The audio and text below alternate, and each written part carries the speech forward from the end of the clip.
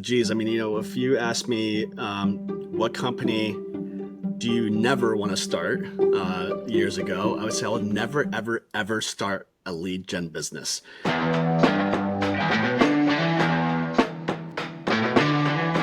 I rarely ever talk to somebody that's in the same time zone. I don't know how like this happens. Everybody, when you do business, we actually have one client that's local in Los Angeles, Uh-huh. uh, but everybody else is just like East Coast and Europe, and it's like it just doesn't. Yeah, I don't know. It's like if I can't, I don't know what happens. I don't know. I have no idea how it works. So Well, I'm here, and this was actually perfect. One of the criterias I had when we did find interesting founders like you was to be in kind of the same time zone because it that's does all. help a lot. Yeah, yeah, that's helpful. That's helpful. You both have the same energy, at least. Yeah. That's midday versus somebody else's end of day or beginning of the day. This energies do not align at all. Exactly, exactly. So, great to meet you. Before we dig in, I'd love to give you a little bit of context. I'm the Please. founder of Imperial Arts, and we partner mainly with B2B SaaS companies to increase their revenue and profitability by acquiring new clients. I did see on your website you're doing also lead acquisition, and I'd love Yep. to hear more about that. And now we're interviewing leaders in such as Mercedes-Benz and Cisco that I talked to before, and now you to gain a little bit deeper insights into the market while providing value back in the form of this podcast. It usually takes Sweet. around 30 to 40 minutes. Does that sound good to you? Yeah, that sounds good, man. That sounds good. Let's jump in.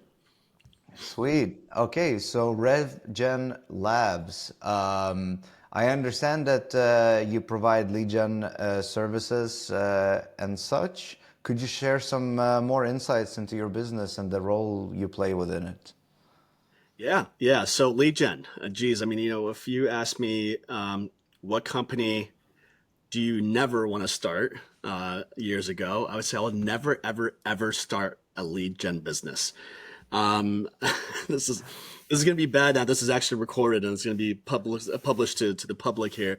But I always thought lead gen industry was is like a used car salesman industry. It's like it's like everybody's gonna tell you they could do it. Everybody just sells you the same thing. Everybody tells you this is the best thing since sliced cake, whatever it may be. And they all do the same. They grab a whole bunch of contacts, they spray and pray, and so that was actually what led me to this. Honestly, it's like I had one of my co-founders, Christian Olin, and I worked together in a company called Steelhouse back then. Now it's called Mountain. Their claim to fame is Ryan Reynolds, as I think their chief creative officer. And I went on to Wow, go. that's cool. Yeah, it's a cool little name drop here and there. Not that we ever got a chance to meet him or see him. He came in after they Sure. rebranded and everything else. But it's like that's how people know Mountain. It's like, oh yeah, I know Mountain. It's Ryan Reynolds, right? I'm like, yeah. I just I guess you just add a little celebrity there, here and there, and you get famous just off of that. They're actually they're I believe they're getting ready to Yeah. go public. I don't even know if I'm supposed to announce that or not. I have no idea. We'll announce. I got paperwork for it. So they Okay. soon after that, I left to go head global sales at Apollo. At that time, this was 2019. I had no idea what I was getting myself into, except I knew I liked Apollo. I was a really early adopter at Apollo when they first came out in 2016. I started using them when I was working at a company called Five Stars, and I was a huge advocate of theirs. The product was super glitchy, but I got the vision. I like everything in one place. Data and engagement, everything just one place. Why am I going to use multiple different tabs? As I'm sitting here looking at you, I probably have like 100 tabs, anyways. So I got to know the founders pretty well over the course of the years. In 2019, they had asked me to come on board after they had gone through a data breach. So they shrunk down to close to like a million ARR. Joined them, decided to join a sinking ship because I believed in what they were doing and in the vision.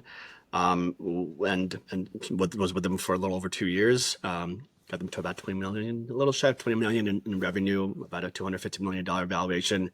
And I mean, 2 years later, they were, unicorn status, right? And now I think they're like a triple unicorn pretty much. Christian went on to go down this Wow. massive growth hacking path. He was the guy I just worked side by side on like consultations consistently, especially at my time at Apollo. Somebody would come in and go, "Hey, I want this complex workflow. Can you guys help me out here?" I'm like, "I can't help you, but I know somebody who does." And so we just we did this a lot, and like helping different clients through our networks. We worked on quite a few together over the course of the years. And eventually, a couple of years ago, he's like, "Hey, like, should we just do this?" I'm like, "Yeah, let's just jump ship and build RevGen Labs." But we did it with we had like one massive caveat. We don't want to be like everybody else, which is really hard to do because it's a very saturated market, right? So you have to differentiate yourself quite heavily. And the other part is we wanted to build our own tools.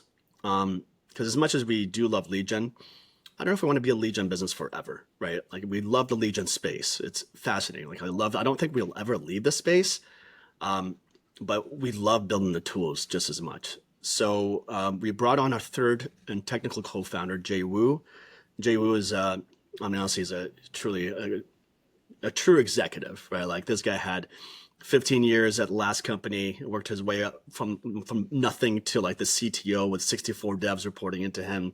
Had a solid exit, retired for like 2 years. And he was like, I can't do retirement. I need to go back to work. And he's just hungry for more. I don't think this guy will ever retire. And so we're very fortunate. We met him through the YC forum actually, and brought him in.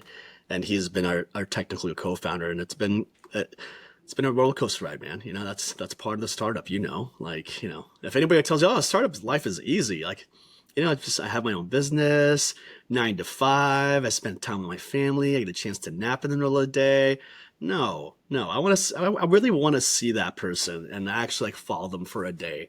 And I'm like, okay, let me ask you, did you really, really like just start this thing and not have anything? Or did you actually have something before and you're like just cruising because it's like a lifestyle thing, right?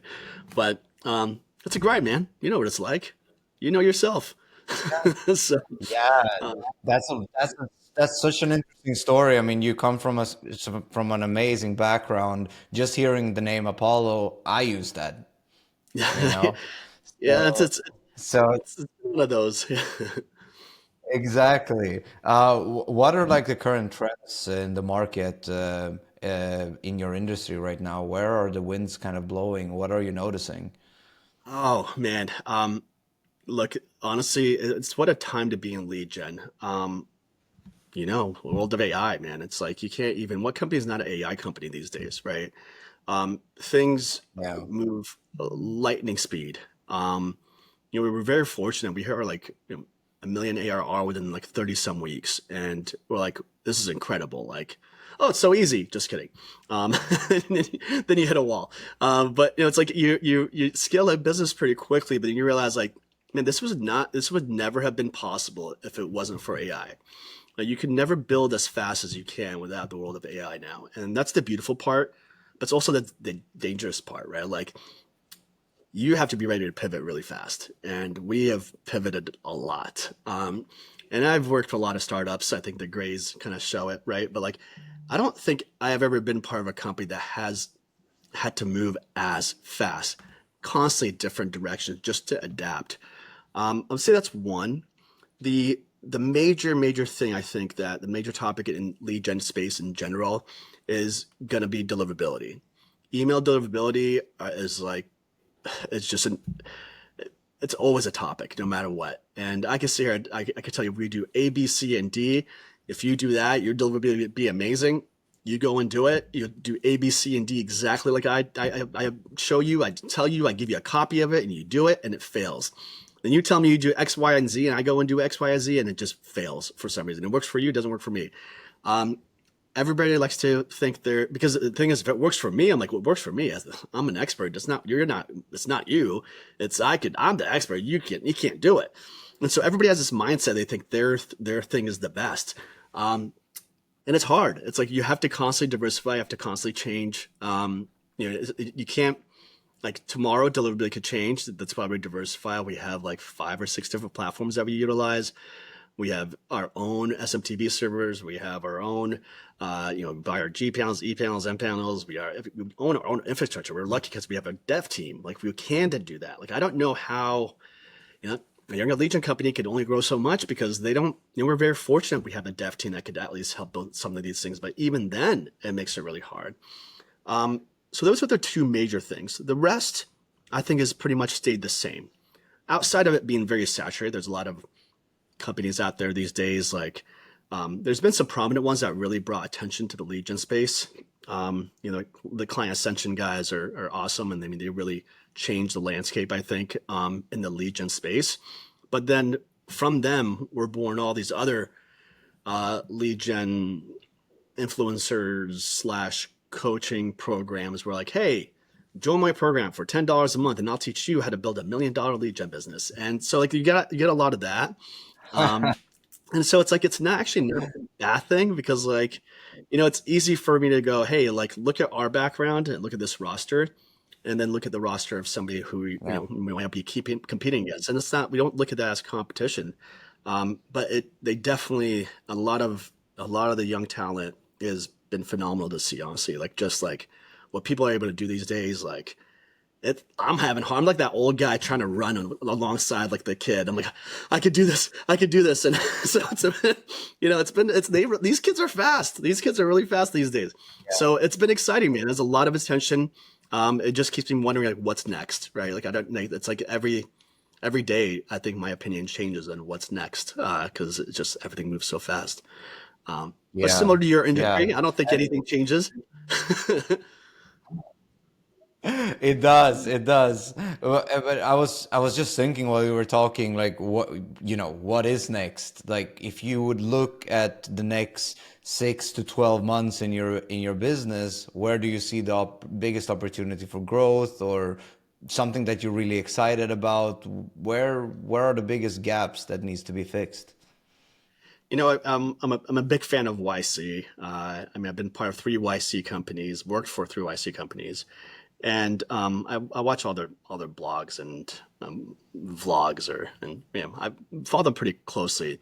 The other day I saw one, they were talking about something that I think really hit home, and it's just been like, it's one of those things it stays on top of your mind for like, it's been like a month or so, and it has not left. And I feel like it's just like, I've been thinking about this a lot.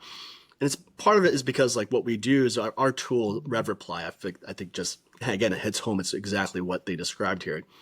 But in the world of AI, they said this is obviously the new frontier, right? It's like the gold rush. Like go like you can build anything you want these days.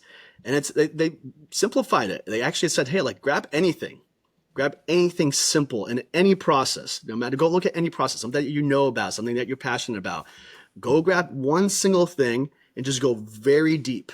Don't People are usually like, look at Apollo, right? Apollo is like the restaurant that has 1,000 things on the menu, and you have to make everything taste good. That's a lot of work. You have to like have a lot of chefs that specialize in different things. It's a massive operation, but you have this massive process of like, I'm gonna find a contact and I want to set a meeting, and all these things, data, engagement, mailboxes, scheduling. Like, there's a lot, and that's the beautiful part about like why I think people fell in love with Apollo all in one place.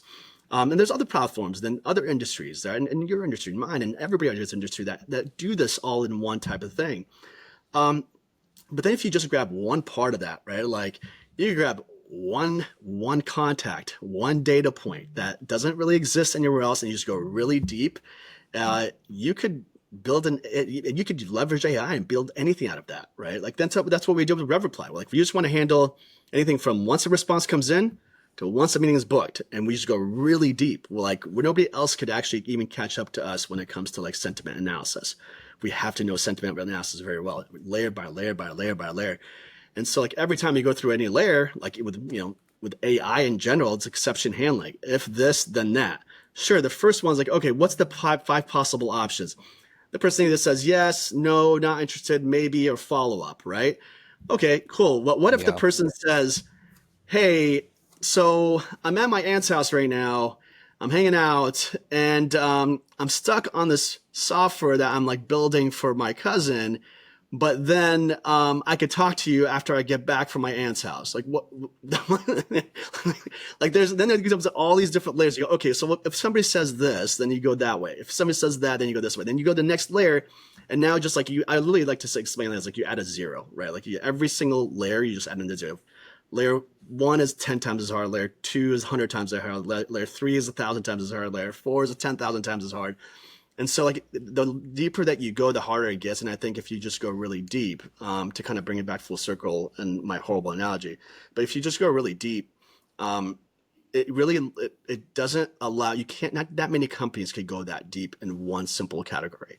And I think that's why there's so much opportunity. Like here's all the world of AI, but nobody's gone this deep with just one tool to perfect that part. So like I think of it as like being the broker of information, right? But in Yeah. one specific tiny little part, I think you could build a business, man. I think that there's a lot of opportunity. Like if this shut down tomorrow, I'd build something else the next day that's in probably the category right next door to it. Right? I could think of 100 different ideas tomorrow, and it's still all untapped. So it's scary because I think like okay, cool. Now what happens if all these are built? So to answer your main questions, like what do I think is next? Like what's next? Like, cool. So now you're gonna Yeah. have all of a sudden, let's say between this whole response management thing of like from response to meeting booked, and we're focused on this. What's next after that? Like the key approach is gonna go niche and niche and niche and niche. So I do think integrations. I do think how not even long ago, a few years ago, 3, 4, 5 years ago, uh, you will never see really competitors like integrating together. Like, why am I going to integrate with my competitor? That doesn't make sense. Now it's like if you don't integrate with everybody, you're getting kicked aside. You're not gonna you got to play well with others. You have to differentiate yourself in what makes you in your specialty and what makes you better than anybody else. I could be the Zoom Info, or you could be the Apollo, and I could be the Outreach, and it could be any other tool in the system, and you got to just all make it seamless because what I want is different than what you want. Um, I think people recognize. I think honesty has been a lot easier to approach. I think people are like, hey, I can't do this. So if you want that, go to this company. They could do that. You don't see a lot of that, like those sales people who are like, I don't know, you're just not seeing a lot of it. Maybe I haven't been sold recently, um, but I'm not seeing a lot of like, hey, can your product do this? And somebody goes, yeah, it could do that. And you get into like, no, it can't. Why are you lying to me? And you catch them by the time, the thing is, the old days are like, by the time you catch them, it's like you're already like 6 months into your contract. Like, crap, I can't do that. And so you can't hide that Yeah. these days. Like things come out pretty quickly. So, um, yeah, I don't know. I guess honest AI is, I guess, my answer is what I'm getting to is what's next. Just It's really, it's such a founder mentality answer. You're just like, yeah, whatever's next is next. On to the next one. Let's go. Like we'll learn it, we'll adopt it, we'll make sure that it works. I'll be there But somehow. it's so crazy. Absolutely. And me too. I always try as well. But I mean, it's such a you're in such an interesting position because there's so many people that want leads, and you're kind of the master at the game, and you kind of hold the data and you know the strategies, and I'm sure that's extremely valuable for your clients. To that, like, how easy is it to attract and retain high quality clients, and what do your sales look like? Do you also have high ticket items that you want to reach before any low ticket items? What does that look like? Yeah, great question, man. And I think that's one thing that we are constantly battling with as well. Um, because we're definitely more of like the Ferrari or the white glove, red carpet type of agency on the agency side. Um, our price points are not cheaper. They're not cheap. They're usually, I mean, mostly gen agencies, I could tell you right now, are going to be cheaper than us. But nobody wants to take on that level of white glove service, right? Like we have a client, like one of our clients, for example, is like Loop Global. Like we literally scraped like all the different counties and states of who has applied for a permit and for a parking lot in order for them to install a EV charger, because a lot of states are requiring you to install an EV charger on a parking lot. So we know if you are applying for a permit, you're required to buy an EV charger. Well, they sell EV chargers, so let's reach out to those people, right? That's so intricate. It sounds so simple. Like, yeah, just pull the permits, right? But do you know, go try to deal with county and state websites. Like, it's not really user friendly. But again, we have a dev team, so that helps, right? And so those are the kind of things like who else are they going to go to? Nobody else is going to be able to do those things. but it's kind of a double-edged sword. When you have a higher price point, like a Ferrari comes in and gets delivered, and there's a little blemish on the side of it that nobody could see. You're like, what's that? What is that? No, it's unacceptable. And so, like, we are that. Like, so people's expectations are very, very high, and we adapt to that. We have to, right? And so part of us is like, more recently, we're actually literally right before this, I got off a call, like trying different proposals to different prospects and figure out like, hey, maybe we could do a lighter offer that's a lot more hands off. Like, you're not ready for us. Like, there's some companies that we come across, like, we could do great for you, but like either you're too small or we're not our offering is too expensive for you. We'll be upfront about that. It doesn't make sense for what you're offering. But what we do is maybe something a little lighter, a lot hands off. So a lot more hands off. We can meet like once a month, not once or twice a week, with a whole team of 8, 9 people consistently, and do 50 different campaigns for you and build all these custom scrapers. Like, we could do good copy. We have our own infrastructure. Our deliverability is good, but maybe you don't need all these custom things.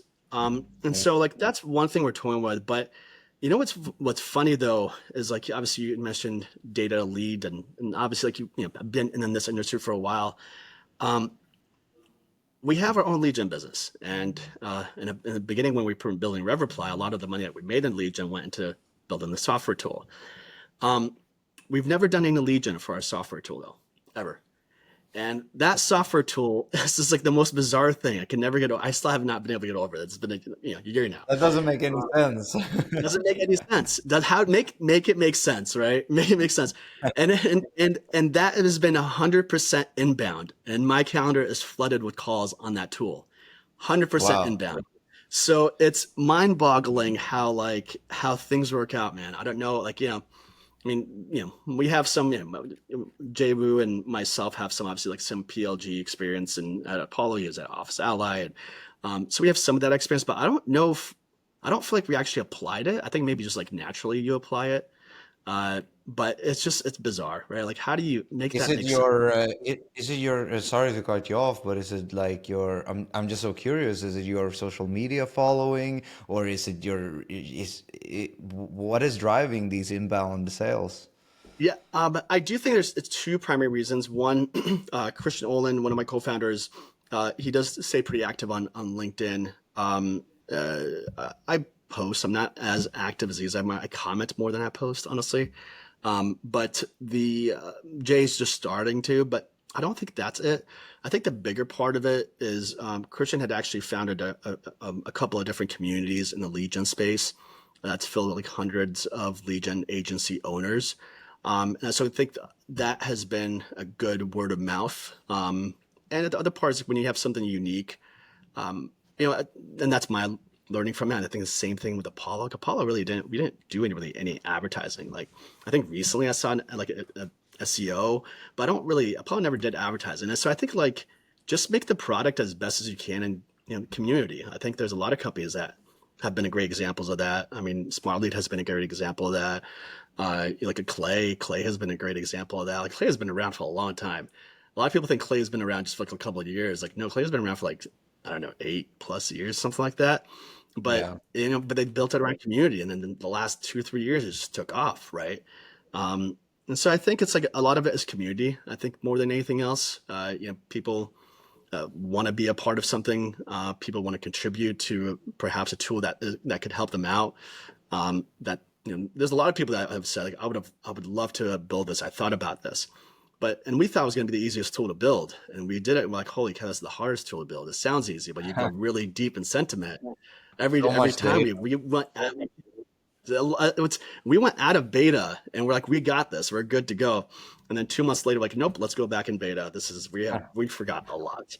So now it's in a good spot, but still a lot to Nice. go, man. But yeah. Yeah, I mean, you kind of answered the question, but I was gonna ask if you're, during your business development, and have you noticed that your client acquisition processes are where you want to be, or are there still parts that feel slower or heavier than you should? Where are you kind of in these? How many signups in your inbound sales do you have Yeah. this week or month?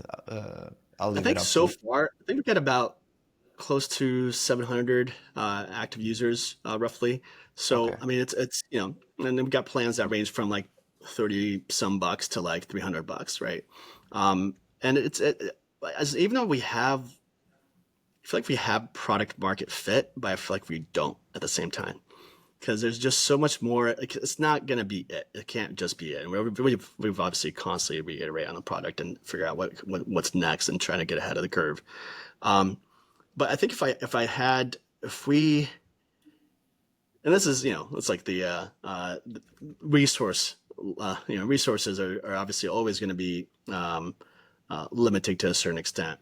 But I think if we had unlimited resources and all the staff help and everything else, I would literally make the product as free as possible, right? And just that's the fastest way to get like what's the fastest ways to get product feedback? Just have more users. So like if we can't move any faster this way. We can, but we just also have like we have 30 people at that company. We have 12 devs. Like and we're busy. And so in order for us to really like be able to support, if we open the floodgates and a whole bunch of free users, like we won't be able to. We're I feel like we're always behind. Yeah, I feel like our sprints are always behind. It's always we're always catching up.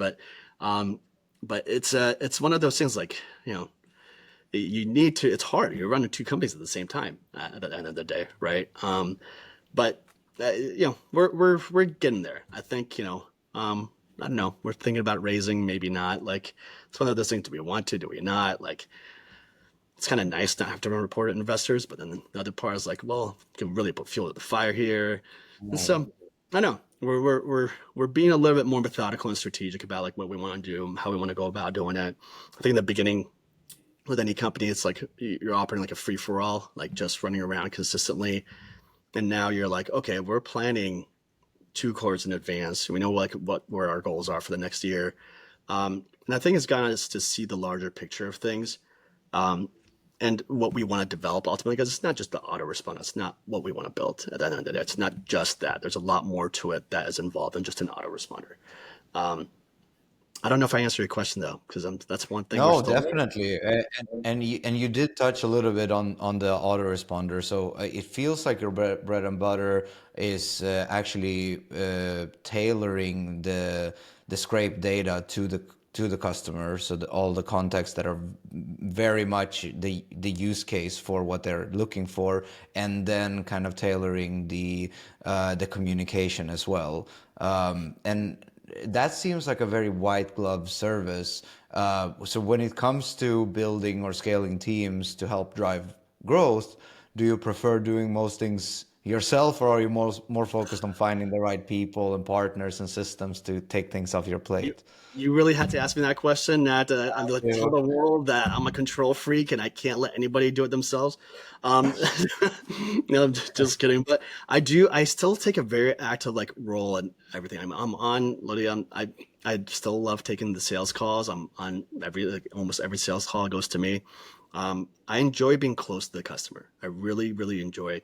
There's two things I enjoy most in our business is like, and just I think what a business is made a big part of it is made of like all our client calls. Almost at least 2 out of 3 co-founders are always on the calls. We all care about like being on the calls of the customers, understanding and seeing what we could do to fine tune everything.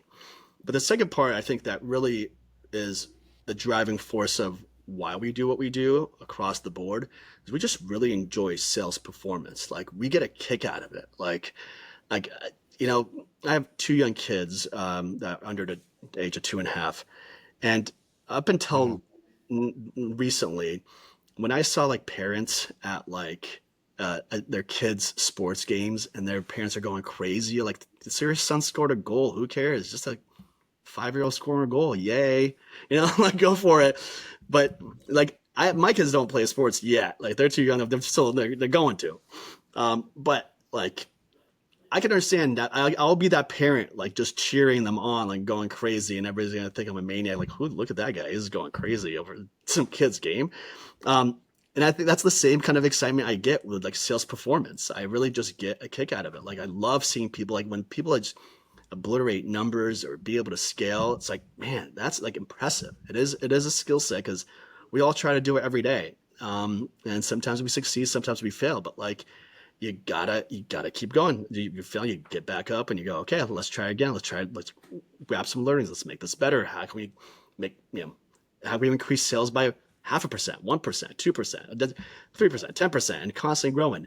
And so that's an equation that we love solving. It's never easy. I don't think we get the easy cases. We love the easy ones when we get them, but like it's very rare we get those. It's not meant to be that. So it's what keeps We us all up love at those night. easy cases. Yeah, yeah. Oh, you want to buy? Okay.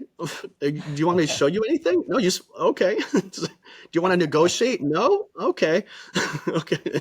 Yeah, that's not But reality all the you time. first, it definitely is not. But you really touched on something great here, and it kind of leads me into. I think this is a good wrap up question. Is you're trying to reach that 1 or 2%, and you were talking about the how, right? That's always the magic formula. So the one thing that we really love about talking with leaders is that they're usually really open to new ways of solving old problems. So how do you personally approach finding new strategies or partners to help drive growth in your business? Oh, wow. I often say if we grab all of our clients, um, and even our partners that we do business with that where we're vendors and our vendors and our clients and so on, um, we could have one big party and everybody would get along so well. I, when I don't know, I've grown up with the fact that like if your gut tells you something different, there's a reason, right? Like I can't, I don't know if anybody really could explain that to you, right? Like, sometimes you can't put your finger on it. Like that deal doesn't make sense, right? It doesn't like, I don't think that we would be a good partner with this client. Um, or this just doesn't seem right. I don't know if I could do business with this person, right? Something, and it could be just an off day for that person. You never know, but just something that's not off to the right start. Um, and I think the only thing that sucks about like, if your gut tells you to do something and you do it, you'll never feel guilty about not doing it, right? Because you're like, well, my gut told me to. If your gut felt told you to not do it, and and you do it, you always feel guilty, even if you did it or did not do it, right? And so it's like it's one of those things. Like so, it's so a long way of saying honestly is it's like find a partner who feels good, right? Like find a partner who actually understands you and you understand them, because that makes that relationship that much easier. That makes that conversation, look, any business relationship, like, I mean, funny because I was joking around about AI honesty, but maybe this is where it ends up about literally just honest AI, right? Like maybe that should be your brand and eyes. We should start a company called Honest AI. But like it's how do are you able to have those honest conversations when times get tough, right? Like that's relationships. That's like a relationship with whether it's one of my wife and kids, my family, my friends. Like it's all about the people who I am most honest with are typically the ones who actually are my closest friends, right? So like if you have ability to be honest with somebody and they can be honest with you, that makes for a healthy relationship. And so I think if there's any lack of that or any sense of lack of that, I think that makes a relationship harder. That's one, and I think that comes with a lot. Like that comes like, hey, like let me be honest with you and give you my honest opinion to, hey, here's what happened. This is something we messed up. Here's what honestly happened. To like, hey, you know what? I honestly do not know how to do this, but I will figure it out. I'll find somebody who can. Like those are things that we never hear in a relationship, a business relationship, right? And you just want to know that. I think the world is it's moving too fast, to not have that honesty in a relationship, any relationship. And I think like that's honestly what you look for at the end of the day. Like that's it. Like, hey, honestly, I can't charge you that little because I'll lose money, but like this is the lowest I could do. Like whatever it may be, it's just being upfront. And so I think that obviously skill set, experience in what you're trying to do. I think um, everybody has different skill sets. Even the newest person, I think, has a lot of value. uh, interview somebody today who has no work experience, but man, the the ability to just come with a fresh mind and the things that she brought just on the first interview, I'm like, holy cow! Like I literally thought about, I have quite a few mentors, and I'm very fortunate to have amazing mentors in my life. I'm like, I might have been doing it. I might be doing it wrong. I'm still going to keep my older mentors, but literally this was the thought earlier I had today. I'm like, I might want to bring on a mentor from somebody who like knows nothing, somebody who has no experience at all, because I think it'll keep you young and it'll keep your fresh ideas coming forward. Because what I think is sometimes, you go to your more experienced mentors, like, here's my problem. What would you do? And they're like, here's a solution. Oh, duh. But I have an equal amount of those conversations with people who are very young and new, and I'm like, man, how did I miss that? Like that, yeah. Like, wow, good job. And so, I think that everybody has that skill set, and if whatever matches and aligns with what you need at that time, I think that's how you pick partners. But I don't think Yeah. there's a science to it. That's qualitative, not quantitative, I guess. Yeah, it is definitely quality over quantity. Yeah, these are wonderful insights. I love how you got on a mentor that's less experienced. I mean, that's really out of the box thinking, and that mentor is going to do the thinking for you. That's wonderful. Well, let me tell you how stupid I am.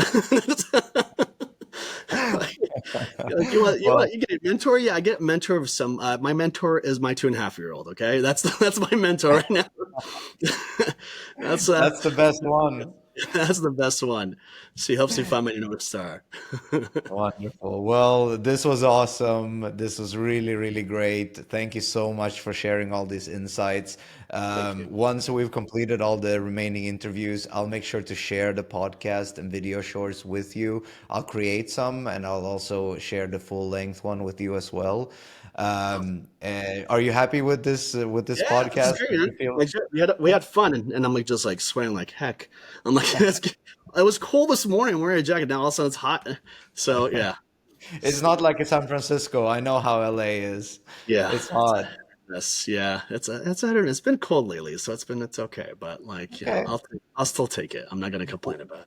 Well, normally at this end of the call, I usually ask or remind the people that we do partner with a B2B SaaS company to help them go from 0 to 1, or where you're having issues to solving them, and usually that is with client acquisition, and that's your kind of bread and butter. But I did hear that you wanna, if you do end up lowering the prices, or you're looking to gain momentum and you need external help, I'm all ears. But I'm not going to push it in this case because we're kind of in the same industry. You know what though, man? It's like this. We love lead gen agencies. I love just anything. And we work with honestly, most of our clients are actually marketing agencies out of all things. But man, like you'd be surprised. Like there are things that we just like don't even touch just because like, hey, like we know this agency that could help you out better than we can. Because like we have a machine of inbound lead. Every lead gen agency have a machine of inbound leads. You're never going to be able to close them all, right? Like you're never going to be able to close them all. So like if somebody's a better fit somewhere else, like dude, go, please. Like let me introduce you to somebody. If I can't be of value for you, I don't think we're going to be a good fit. You know what? You seem like a jerk. Let me introduce you to somebody who's a jerk too. Like you gotta pair people up that pair well. Just like it could be anything. It just could be industry, it's expertise. Like it doesn't help. It doesn't help you to hold those things close to your cards close to your chest, because like at the end of the day, what are you getting out of it? You're not getting the Yeah. business. You didn't. You're not gonna. What are you gonna do? Oh, maybe I'll get the business tomorrow. Yeah, good luck. Like just like at least give them the right direction so they can build trust, and you build your reputation. Like, hey, Ramsey said this is good, so like he was right. This person worked out well. So there's Yes. tons of that, man. So I'd love to learn more honestly about like what your like primary focus is, or what your bread and butter, because I'm sure that you guys have a special sauce that we don't.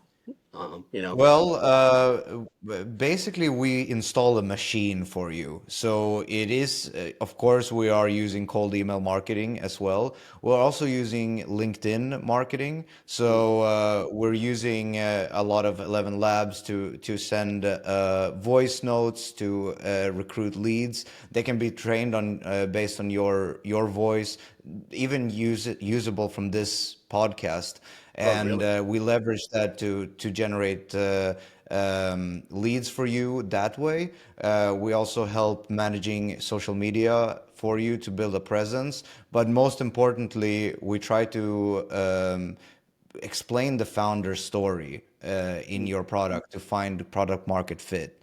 That's our bread and butter. We really listen and try to shape your company to reflect the version that you want it to reflect, to really give it personality and your personality where you want it to be. So usually where we go after this is we schedule a discovery call where Yeah. we kind of go a little bit deeper into your numbers. It's not recorded like this one, like a podcast. It's more down to business. And then lastly, we present you with the contract, and it's a minimum 3 month contract Yeah. because that's kind of how long it takes us to get everything started and up and running. And we usually guarantee your first leads before that end of time, and then it goes over to a month-to-month basis. And I'd love to schedule a follow-up with you and go through that if you're down. Yeah, I mean, definitely open to it. It is probably a bad time for us right now. We have so many things going on. We literally just replaced our entire go-to-market strategy team, and it's like we are all like heads down. Like I mentioned, like last week, I had literally three all-nighters. Um, I'd be really curious because honestly, like there's, I think thought leadership is an area that we definitely need to be better at. Like even Christian does a okay job at it. It's just it's very choppy.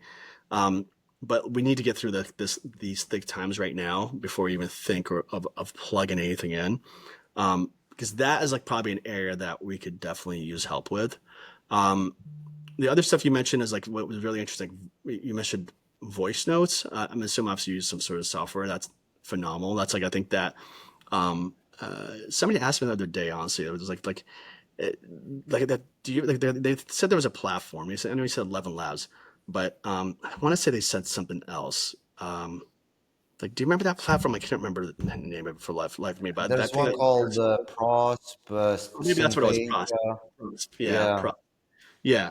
Um, Hmm. and so I know that they do voice notes, and I'm like, man, I bet you that would work pretty well, you know? But like again, like It we does. just stay away from all that stuff. We just like literally just stay on like cold email because like anytime you add it, I mean, we already have the software so that's keeping us busy. Like adding another Yeah. layer of anything, like even LinkedIn automation, we did very early on. We did a little LinkedIn automation, and we're like, cool, this is a great offer. But then it's like, man, it's just another channel that just we don't have like.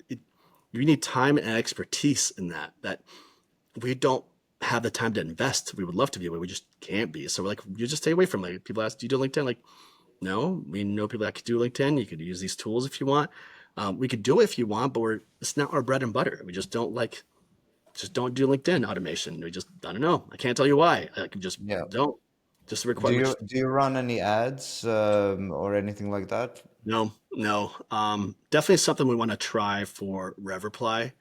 Um, Yeah. one, I would say they're not really a competitor. They do completely different.